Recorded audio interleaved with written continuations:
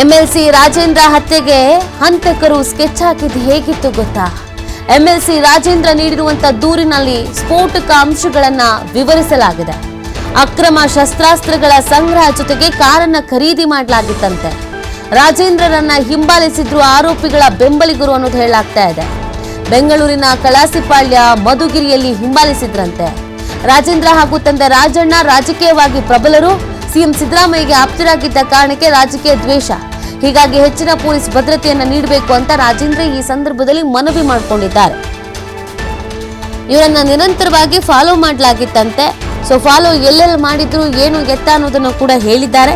ಅದರ ಜೊತೆಗೆ ಸಿಎಂ ಜೊತೆಗೆ ಆಪ್ತರಾಗಿರೋದ್ರಿಂದ, ಸಿಎಂ ಬಣದಲ್ಲಿ ಗುರುತಿಸಿಕೊಂಡಿರೋದ್ರಿಂದ ರಾಜಕೀಯ ದ್ವೇಷದಿಂದಲೇ ಈ ಒಂದು ಸುಪಾರಿಯನ್ನು ಕೊಡಲಾಗಿತ್ತು ಅನ್ನುವಂಥ ಗಂಭೀರವಾದಂಥ ಆರೋಪವನ್ನು ಮಾಡ್ತಾ ಇದ್ದಾರೆ. ಜೊತೆಗೆ ನಮಗೆ ರಕ್ಷಣೆ ಬೇಕು ಅನ್ನೋದನ್ನ ಈಗ ಕೇಳ್ಕೊಳ್ತಾ ಇದ್ದಾರೆ. ಸೊ ಈ ಒಂದು ಕಂಪ್ಲೇಂಟ್ ಯಾವ ಹಂತಕ್ಕೆ ಹೋಗುತ್ತೆ, ತನಿಖೆ ಹೇಗೆ ನಡೆಯುತ್ತೆ, ಯಾರ್ಯಾರ ಹೆಸರು ಹೊರಗೆ ಬರುತ್ತೆ, ಎಲ್ಲವೂ ಕೂಡ ಕುತೂಹಲಕ್ಕೆ ಕಾರಣವಾಗ್ತಾ ಇದೆ.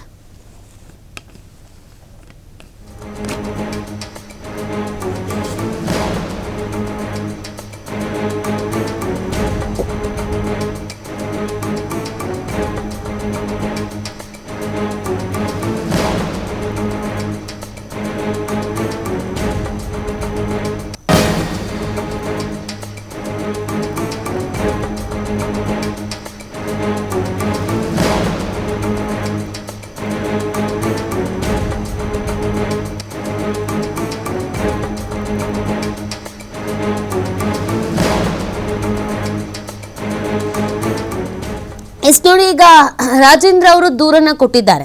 ಸ್ವತಃ SP ಅವರನ್ನ ಭೇಟಿಯಾಗಿ ದೂರನ್ನ ಕೊಟ್ಟಿದ್ದಾರೆ. ದೂರು ಕೊಟ್ಟ ನಂತರ ಅವರು ಮಾತು ಆಡಿದ್ದಾರೆ. ನಾನು CM ಬಳಿ ಚರ್ಚೆ ಮಾಡಿದೆ, ಅವರು ಗೃಹ ಸಚಿವರ ಬಳಿ ಚರ್ಚೆ ಮಾಡೋದಕ್ಕೆ ಹೇಳಿದ್ರು. ಗೃಹ ಸಚಿವರ ಜೊತೆಗೂ ಕೂಡ ಚರ್ಚೆಯನ್ನ ಮಾಡಿಯೇ ಈ ದೂರನ್ನ ನೀಡ್ತಾ ಇರೋದು ಅಂತ.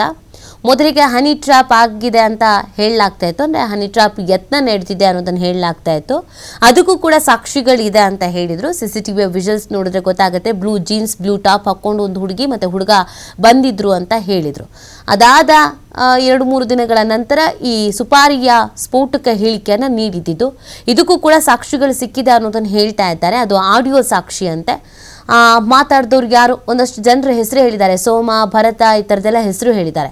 ಅವ್ರುಗಳೆಲ್ಲ ಯಾರು, ಎಲ್ಲಿದ್ದಾರೆ, ಅವ್ರದ್ದು ಏನು ಕೆಲಸ, ಇದೆಲ್ಲವೂ ಕೂಡ ಪ್ರಶ್ನೆ ಆಗಿದೆ. ಈಗ ಅವರುಗಳನ್ನು ವಶಕ್ಕೆ ಪಡ್ಕೊಳ್ಬೇಕಾಗತ್ತೆ, ತನಿಖೆಯನ್ನು ನಡೆಸಬೇಕಾಗತ್ತೆ.